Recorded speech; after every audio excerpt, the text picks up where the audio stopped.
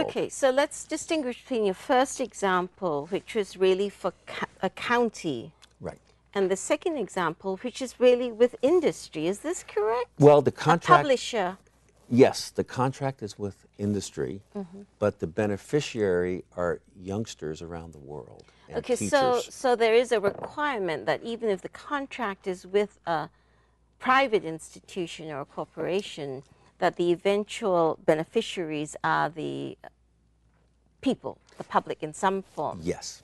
And what I think is particularly exciting and what it's so important for me to do is to make, as you know, corporations are now, and the laws have changed to allow forward-thinking corporations to have social agendas. Yes. We call it benefit corporations, we call it B corporations, we call it shared value. But basically, corporations have these agendas. And what the message is that they can look to universities and colleges to be the instrumentality of their own agendas. Wonderful. So now you've got another example. Can we bring up the next graphic? The next graphic is a really exciting one, particularly here for me to tell it because I'm sitting in the Silicon Valley, but this is the Nano Fabrication Laboratory. And it was a piece of nano equipment that was valued at over $1 million. Is this in the university? It is right Okay. now. The machine sits there right now. Okay. We couldn't afford it, but we made a deal. We allowed them to bring their... Who is them? The manufacturer, who I think oversees, manufacturer of this, a nano sketcher of silicon chips. Very fancy.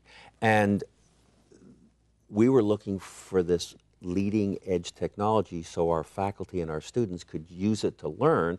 They're looking for an opportunity to place it somewhere in the United States so that they could show how it works. So we made a deal, and I must tell you, we got the thing for about 20 cents on the dollar. Wonderful. So let's recap. The manufacturer wanted to place a piece of leading edge equipment in a university, in a leading university in the United States. The nanotechnology department wanted to have that equipment. So they came to you and they said, how do we make it happen? Is that? Yes, we want to do this. How can you make it legal? Okay, so that's a particular thing that you're doing, Brian. Is that correct? You work out, there's party A, they want to do this, party B, they want and then you say, okay, here's how we shape it so that it's fully within the charter of a public university. Absolutely correct. And there could be some negotiations, some lengthy negotiations, to work out the terms so that we can basically make it compliant with the requirements of the university to be able to do this under its pillar of public service. Yes, thank you. So can I have the next graphic? So let's try and sum up what we've just been talking about, the three examples about really how does the university provide a public service and how does it legally contract within the terms of its charter. So that's what you've been helping us understand. Right. It's a little difficult for me because I've really done and signed about 10,000 of these. The enormity of the scope is impossible for the mind to wrap itself around. The graphic, if you can put it back up, is it has simply come down to me. That graphics shows a university doing public service for the world, and the world enters into a contract where it gives consideration or money. And we're only limited by the imagination. Yes. These assets are there to be used for the public good. We just have to get the word out. We have to share what we've learned. And that's my purpose in being here tonight. So you are a noted author. You've written this book, The Spirit of Fiat Lux. And the title is Let There Be Light, Fiat Lux, Let There Be Light. And it is in fact the motto of the university, that the university should bring enlightenment. So this is wonderful because you've now written a history of the University of Berkeley, which is the #1 public university in America. And Glad you said that. Thank you. Go ahead. and so it's almost that in that spirit of let there be light, you've been pioneering this form of contracts so that in fact the university could be better able to fulfill its mission. But tell me, why did you want to write this book, The Spirit of Fiat Lux? Well, there's a story. Yeah. And after 10 years of heavy-duty federal trial practice, I was teaching at night at UC Berkeley and decided to take a job.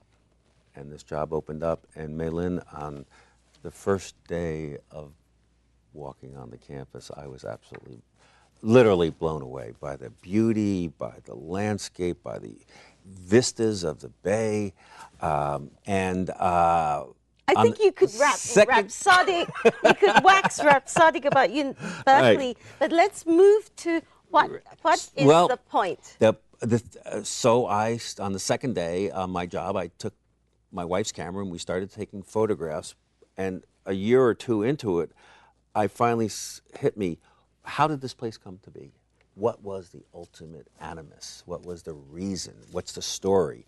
So I asked 2 researchers, young guys, to go into the deep, and in brief, what we started to see was a simple idea that it was the spirit of the people, the leaders, the visionaries. It was their spirit of Fiat Lux, do light, do good.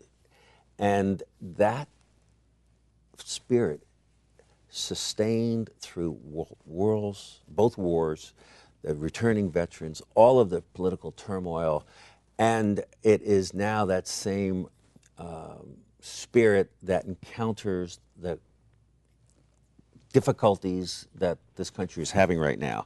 So when I retired from the university, I asked some friends of mine to get together, and we started to realize that really the history of UC Berkeley is really not that different than any other public or even university in this country. We've all experienced the same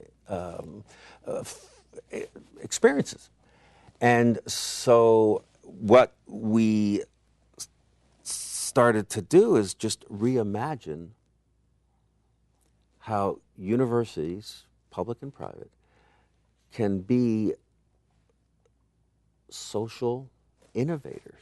They can redefine themselves using the legal powers and resources and assets that they already have to take on some of the most difficult problems that the world is facing. So Brian, this is wonderful because we see communities wondering what's happening. Where are our jobs? Where are our children's jobs going to come from? What can we be doing at this time of great change with digital technology coming in? And you are saying, look to the university. It can be a lighthouse at this rocky time that can save us from the rocks so that we can steer around it. It seems to me we're actually going back to some of the original purposes of the founding fathers for having institutions of higher learning.